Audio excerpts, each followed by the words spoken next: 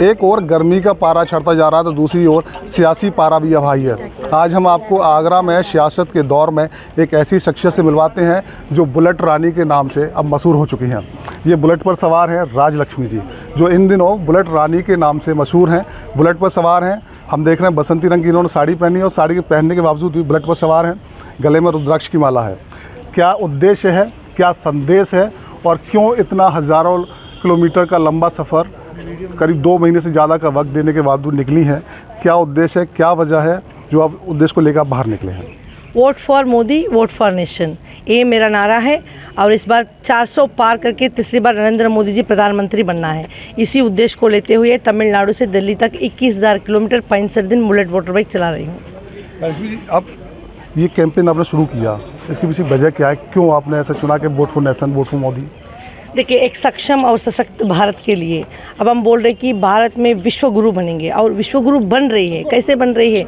और मोदी जी ने ये विश्व गुरु बनाने का बहुत सारे चीज़ें यहाँ किए हैं। मोदी जी के नेतृत्व में G20 का आयोजन हमारा भारत देश में किया गया है और विश्व का सबसे बड़ा statue of unity Sardar Vallabh भाई पटेल जी का स्टैचू हमारा देश में है और विश्व का सबसे बड़ा ब्रिज चेनाब ब्रिज हमारा देश में बना हुआ है और एशिया का सबसे बड़ा सोलर प्लांट रेवा में बना हुआ है और विश्व का सबसे बड़ा स्टेडियम नरेंद्र मोदी जी का स्टेडियम जो हमारा देश में बनी हुई है। जब विश्व का बड़े बड़े चीज़ जब हमारा देश में बन रही है तभी विश्व का लोग यहाँ आके G20 कर रहे हैं और इस विश्व पटल की ओर हमारा देश जा रही है। तो डेवलप्ड नेशन था। जब भी हमने इकोनॉमिक्स 12th पढ़े थे और उसके बाद डिग्री हमने किए हैं तभी बोलते हैं डेवलपिंग कंट्री। तो तमाम मान के चलिए 15-20 साल से हमारा मतलब डेवलपिंग कंट्री ही हमारा जो देश था। तो वो डेवलपिंग कंट्री डेवलप्ड कंट्री होना है तो तीसरी बार नरेंद्र मोदी जी प्रधानमंत्री बनना है। इसी उद्देश्य से मैं कैंपेन कर रही हूँ मेरी तरफ से, vote for Modi, vote for nation. जैसे आपने बताया तो आप दक्षिण से आप आते हैं। दक्षिण को लेके भाजपा के लिए बहुत ज़्यादा अच्छे संकेत नहीं आते। जो सर्वे की अगर हम बात करें, सर्वे में भी विपक्ष को बढ़त मिलती हुई नज़र आ रही है साउथ से। उसको आप कैसे देखते हैं और जो आप भ्रमण करके आ रहे हैं खासकर साउथ में, क्या रिस्पांस आपको मिला? किस लोग जुड़े हैं? देखिए, साउथ में पब्लिक तो अच्छा रिस्पांस दिया है। पब्लिक की तरफ से कोई नेगेटिव चीज़ कमेंट हमको न सुनने को नहीं मिला। जो कम था, मतलब इसका मतलब साउथ में कम था, फिर अब कम नहीं रहेगा। अब इस साल से बढ़ेगा साउथ में जो चीज़ है। और देखिए, नरेंद्र मोदी जी ऐसा एक चीज़ है, ये मोदी जी ने एक जैसे फेविकॉल मतलब जैसे चीज़ है, जहाँ जहाँ टूटी उटी है भारत सबको मोदी जी ने जोड़ते हैं, इकट्ठा करते हैं। अब जिसको कुछ भी नहीं छोड़ेंगे मोदी जी इसमें। तो इसीलिए मोदी जी ने साउथ से नॉर्थ, ईस्ट, वेस्ट सब जगह को जोड़ने का प्रयास कर रहे हैं और इस चीज़ को जनता जान चुकी है। इस बार 22+ सीट्स हमको कर्नाटका में मिलेंगे, 7+ सीट्स हमको तेलंगाना में मिलेंगे, 15+ सीट्स हमको आंध्रा में मिलेंगे, 5+ सीट्स हमको तमिलनाडु में मिलेंगे, 1 सीट पांडिचेरी का है वही हमको मिलेंगे। अब इसके आंकड़ा 40 से ज़्यादा सीट इस बार जनता ने नरेंद्र मोदी जी को लिए भेजेंगे और इस बात जो बोल रहे हैं कि ना साउथ वीक है, इस बात को इस बार तोड़ेंगे। आपने पूरा चुनाव का विश्लेषण कर दिया, पूरी सीटों का बंटवारा कर दिया और जीत का एक आंकड़ा भी बता दिया। इसका आधार क्या है?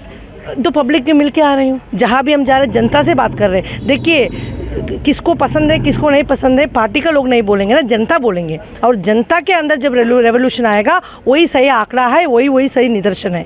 जहाँ जहाँ मेरा जनता मुझे स्वागत किया है, चाय पिलाया, नारियल पिलाया, बोला है कि हम इस बार 20 साल से एक पार्टी को वोट देने वाला तेलुगु देशम मतलब ये जगन मोहन रेड्डी जो पार्टी को, YSR कांग्रेस को, तो वो आदमी ये बोलता है कि मैं 22 साल से मेरा पूरा परिवार YSR को हम वोट दे रहे हैं, इस बार हम नहीं करेंगे, मेरा पूरा फैमिली मोदी जी को वोट देंगे। तो अब जब जनता इस तरीके से बात करने लगी, उसी आंकड़ा से मैं बता रही हूँ कि इतना सीट्स साउथ से जनता मोदी जी के लिए भेजेंगे।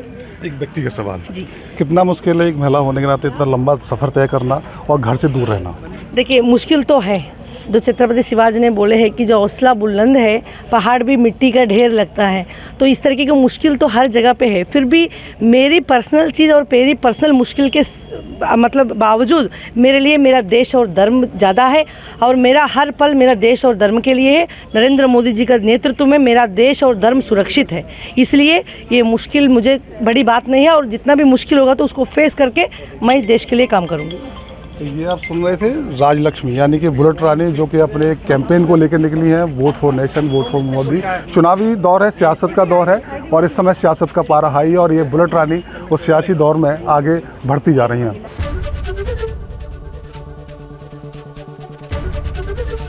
ABP गंगा, खबर आपकी, जुबान आपकी।